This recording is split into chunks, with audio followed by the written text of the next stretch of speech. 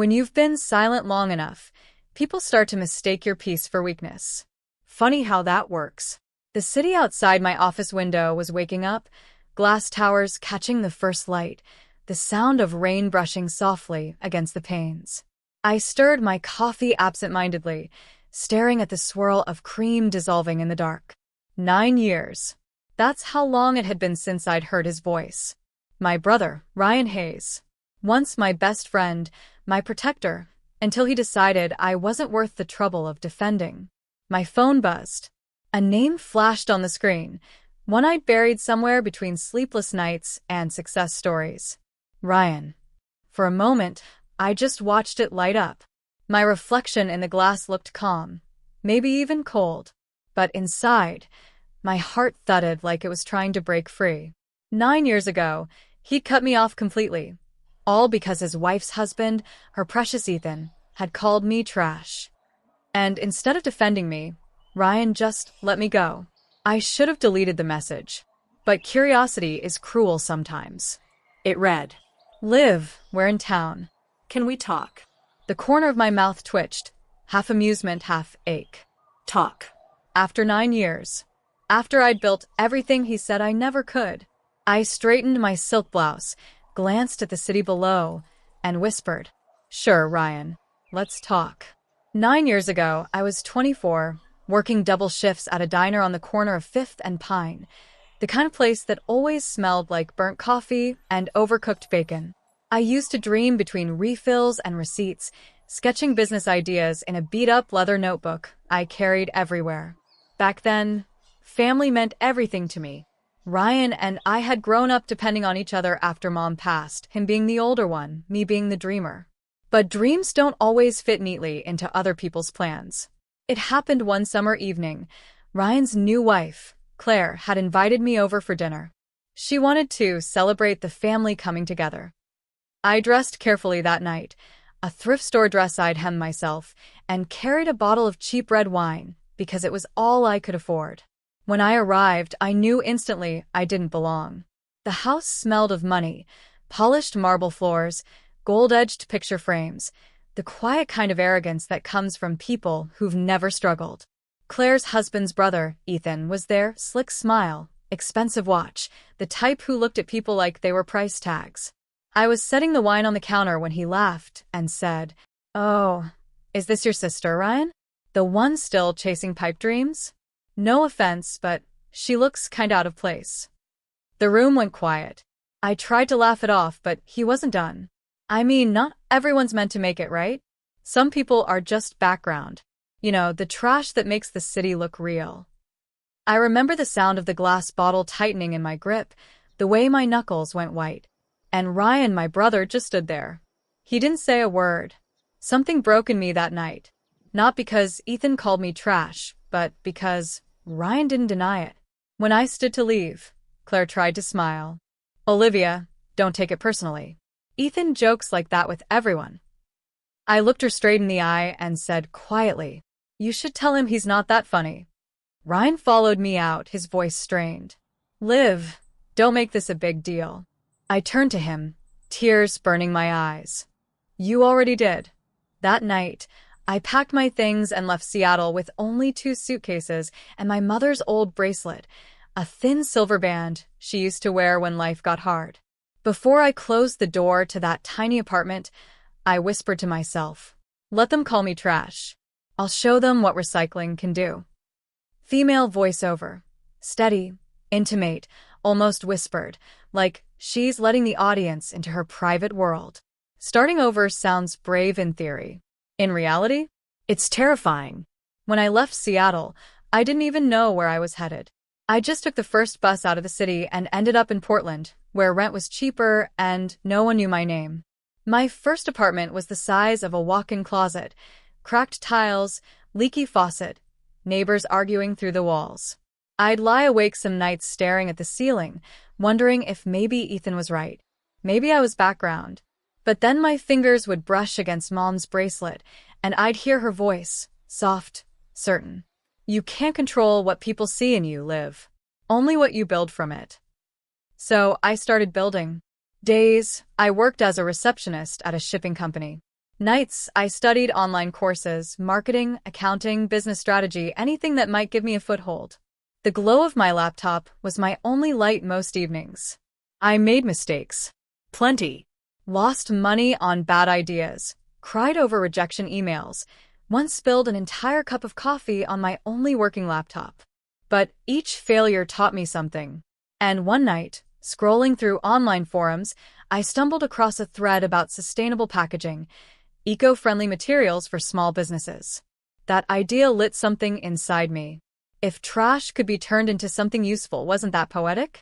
I used the last $800 in my savings to create a tiny startup, Revive Eco, a company focused on repurposing discarded plastics into eco-packaging for local brands.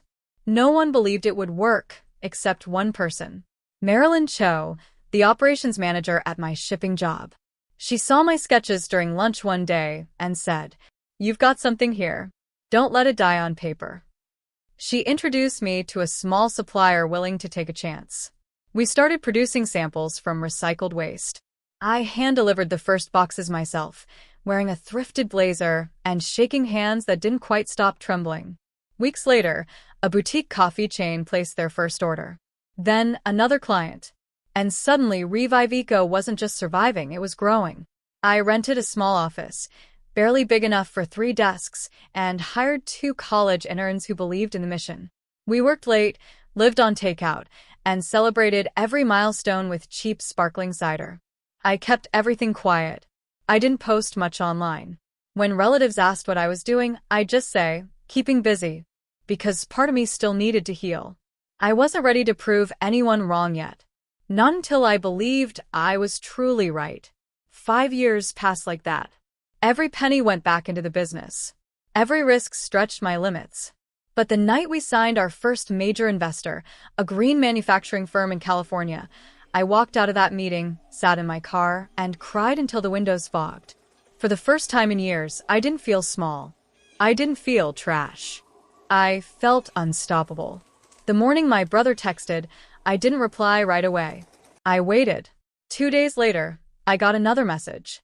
"Liv, we're actually in Seattle for a few weeks. Thought maybe we could visit your office. Claire wants to see you. Claire." Even seeing her name made something twist in my chest. I finally answered. "Sure." Friday, 10 a.m. Here's the address. I didn't tell them whose office it was. Friday came with rain, soft, steady, the kind that makes the city feel almost cinematic. My assistant, Mia, had already set up the conference room. Fresh coffee, minimalist decor, floor-to-ceiling windows overlooking the skyline. When the elevator dinged, I stood by the glass wall, hands loosely folded. They stepped out, Ryan in his usual crisp suit, Claire right behind him in a designer coat. For a second, he didn't recognize me. 9 years had changed everything. My posture, my tone, the quiet command in how I stood. "Liv," he finally breathed out. "Wow, you look different." I smiled, just a small one. "So do you. Come in." They glanced around, eyes sweeping over the office, the company logo on the wall, Revive Eco Industries. Claire tilted her head. "Oh, so this is where you work? It's nice." I almost laughed. "Actually, I don't work here. I run it." The silence was instant. Ryan blinked, confused. "You mean?" "I mean, I own it," I said gently. "Revive Eco is mine. The entire company." Claire's smile froze. Ryan's mouth parted slightly as if words had abandoned him. "Wait, you're the CEO?" "The Revive Eco that made Forbes' green business list." I nodded once. "The same one." The sound of the rain against the windows filled the space between us. For a long moment, no one moved. I gestured for them to sit, but they didn't. Ryan finally cleared his throat. "Liv, I don't even know what to say." "Maybe start with 'I'm sorry'," I offered softly. His eyes flickered. Claire shifted uncomfortably, pretending to inspect the art on the wall, an abstract piece made from recycled metals. She didn't realize it was my first project prototype. "Look, Liv," she began, her voice suddenly sugary. "We were young. Things were said." I'm sure Ethan didn't mean it like that." "You're right," I interrupted. He didn't mean anything. That's the problem. Words cost nothing to people who've never been broken by them. Ryan's face tightened. Liv, please. Don't do this. I know I should have stood up for you. I was just caught between your pride and your sister, I said quietly. And you chose wrong. He looked away, jaw clenched. I could have dragged it out. I could have reminded him of every tear, every night I ate ramen while he toasted champagne. But I didn't need to. I'd already won. Instead, I reached for a folder on the table and slid it toward him. That's a proposal. Revive Eco is expanding. We're acquiring properties for our new manufacturing plant. He blinked at the paperwork, confusion giving way to realization. Wait, this address, that's our old neighborhood? I nodded. The property your company failed to buy last year. I bought it instead. Claire's lips parted. You bought it? Yes, I said simply. I'm turning it into an innovation hub for women entrepreneurs. The kind people once called trash. The silence that followed wasn't heavy, it was liberating. Ryan's voice finally cracked. I don't know what to say. I looked him in the eye, calm and certain. Then don't. Just listen. And for the first time in 9 years, he did. Female voiceover. Steady, calm, carrying the warmth of control, like someone who's learned power doesn't need to shout. Ryan sat across from me, the proposal still open in front of him, his eyes darting between the pages and my face. Claire fidgeted with her purse strap, trying to piece together a smile that didn't quite reach her eyes. Liv, why show us this? Ryan finally asked. Are you trying to rub it in? I shook my head. No. If I wanted revenge, I'd have sent a press release, not an invitation. They both looked confused, so I continued. I asked you here because I'm expanding the company, and I'm opening a foundation alongside it, the Hayes Initiative. It'll fund education and mentorship programs for women starting over. But there's one condition. Ryan leaned forward warily. What kind of condition? You'll run the local branch, I said. He blinked. Me? Yes. You'll manage the volunteer projects. Teach budgeting, career guidance, whatever skill you can contribute. No salary. Just service. His mouth opened in disbelief. You want me to volunteer? I want you to rebuild something that isn't made of money, I said quietly. You used to protect people. You forgot how. He looked down, and for a moment, he wasn't the polished businessman anymore.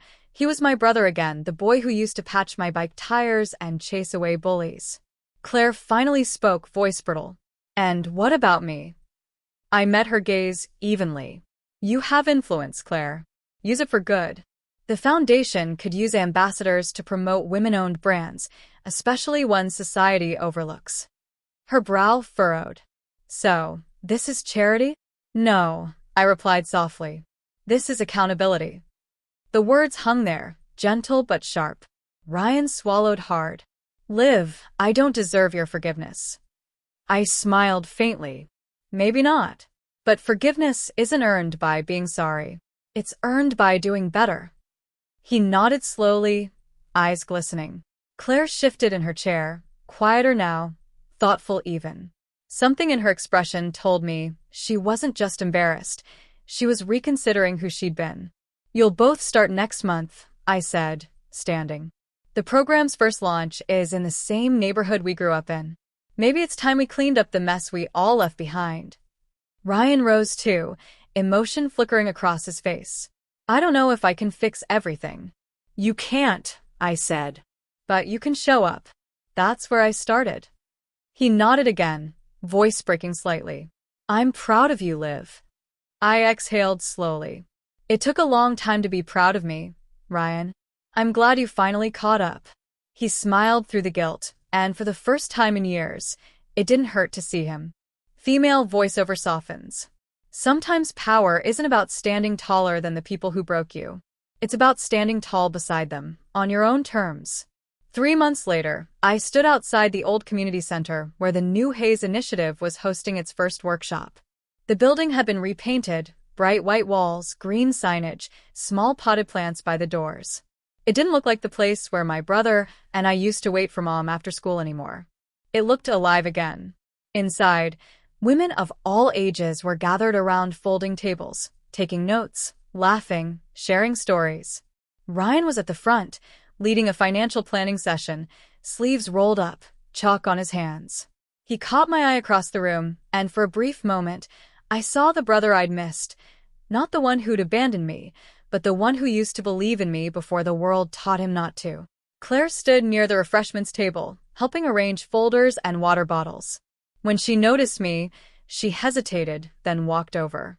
"You were right," she said quietly. "About everything. People like me, we forget how easily we can become blind to kindness." I smiled, no bitterness left. "You remembered now. That's what matters." She nodded, eyes glassy.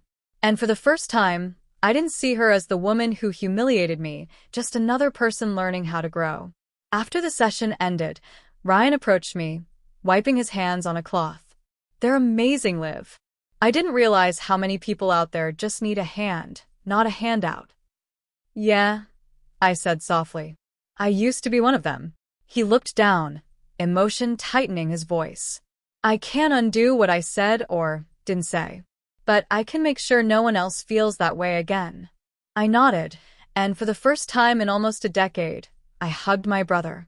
It wasn't perfect, but it was real. Later, as I walked out of the center, the sun broke through the clouds, that rare Seattle gold light that touches everything like forgiveness. I glanced down at my wrist. Mom's silver bracelet gleamed faintly in the sun. It had never looked shinier. Voice softens, final reflection. People called me trash once. And maybe I was discarded, unwanted, forgotten. But the thing about trash is, it doesn't disappear. It transforms. And sometimes, it becomes something the world needs, strong, unbreakable, and made new. Beat, quiet pause. He called me trash. I became a CEO.